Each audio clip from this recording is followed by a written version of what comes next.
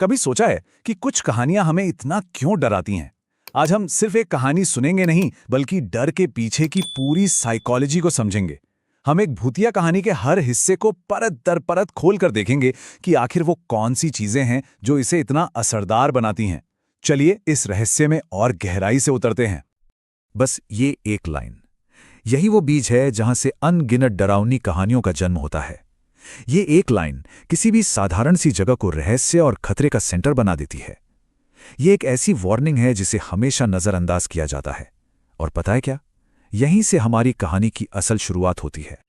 तो किसी भी अच्छी भूतिया कहानी का सबसे पहला और सबसे जरूरी हिस्सा होता है वो जगह।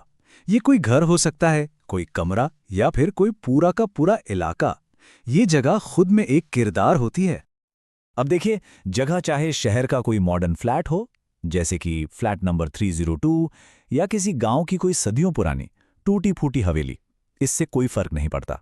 दोनों में एक बात बिल्कुल कॉमन है, इनका एक दुखद इतिहास, एक ऐसी कहानी जो इन्हें बाकी दुनिया से एकदम अलग और खतरनाक बना देती है। ठीक है, जगह तो हो गई। अब कहानी को आगे कौन बढ़ाता है? वो हीरो जो जानबूझकर खतरे में कदम रखता है। वो हर चेतावनी को, हर अफवाह को पूरी तरह नजरअंदाज कर देता है। राहुल और अजय जैसे किरदार हमें दिलचस्प इसलिए लगते हैं क्योंकि वो कहीं ना कहीं हमारे मन के शक और जिज्ञासा को ही तो दिखाते हैं। हम में से ज्यादातर लोग भी शायद उनकी जगह होते तो यही सोचते, अरे ये सब सिर्फ अफवाहें हैं।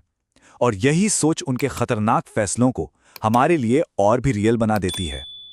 और बस यहीं से असली खेल शुरू होता है। कहानी उस मोड़ पर आती है जहां वो अंधे की शक्ति अपनी पहली चाल चलती है। यहीं से टेंशन बढ़ना शुरू होती है और हमारा सेफ्टी का एहसास टूटने लगता है।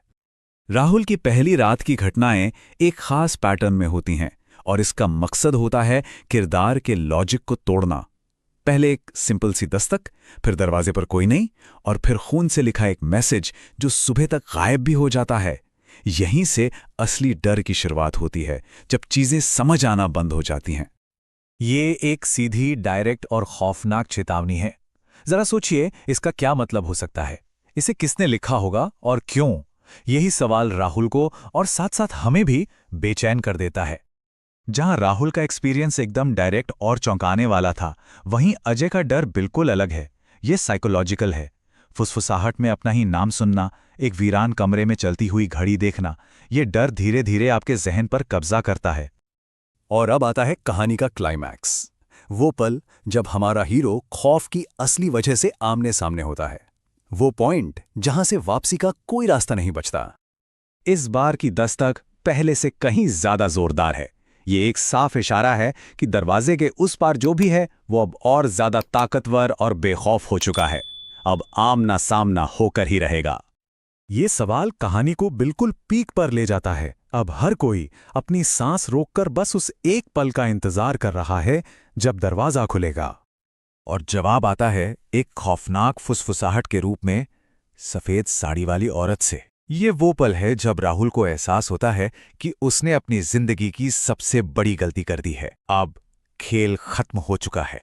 अजय का क्लाइमैक्स भी उतना ही भयानक है। उसकी किस्मत उसकी आंखों के सामने दीवार पर लिखी जा रही है और दरवाजा जोर से बंद हो जाता है। उसका अंत तय है। ये हमें दिखाता है कि डर के कई चेहरे हो सकते हैं। तो क्या कहानी यहां खत्म हो गई? ज्यादातर भूतिया कहानियों में ऐसा नहीं होता। एक इंसान का अंत असल में किसी और के लिए कहानी की शुरुआत होता है। राहुल का अंजाम भी ठीक वैसा ही हुआ जैसा पिछले किराएदारों का हुआ था। ये इस बात को कंफर्म करता है कि वो बुरी शक्ति अब भी वहीं है और कहानी अभी खत्म नहीं हुई है। जब हम दोनों कहानियों की आखिरी लाइनों को एक साथ रखकर देखते हैं तो एक बहुत ही डरावनी थीम सामने आती है। ये है साइक्लिकल कर्स, यानी चक्र वाले श्राप की। चेतावनी सच थी, बुराई कभी हारी ही नहीं, और वो बस अपने अगले शिकार का इंतजार कर रही है। कहानी लिखने की ये एक बहुत असरदार तकनीक है। इसे साइक्लिकल कर्स कहते हैं। यह हमें इसलिए इतना बेचैन कर देती है क्योंकि इसमें कोई हैप्पी एंडिंग नहीं है, कोई जीत नहीं है। सिर्फ डर का एक अंतहीन चक्र है जो चलता रहता है और चलता ही रहता है। तो अहम सवाल ये है कि आखिर हम ऐसी कहानियों की तरफ क्यों खींचे चले जाते हैं जिनका कोई सुखद अंत होता ही नहीं। शायद इसलिए क्योंकि ये हमें याद दिलाती हैं कि कुछ डर कभी खत्म नहीं होते, वो बस अगले दरवाजे पर दस्तक देने का इंतजार करते हैं।